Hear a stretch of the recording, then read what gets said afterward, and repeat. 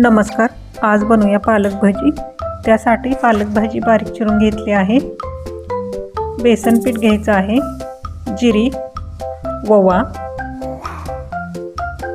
हिरवी मिरचीचे तुकडे, चिरलेली कोथिंबीर, चवीनुसार मीठ आणि हळद हे सर्व मिक्स करून पाणी टाकून घेऊन पीठ मळून घ्यायचं आहे।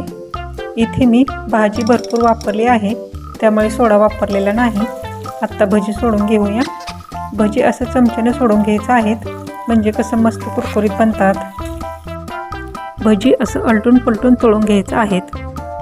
खमंग कुरकुरीत आणि पौष्टिक पालक भजीची रेसिपी तुम्हीही एकदा नक्की करून बघा आणि आवडल्यास कमेंटमध्ये सांगा। असेही आपले कुरकुरीत आणि खमंग पालक भजी तयार झाली आहेत।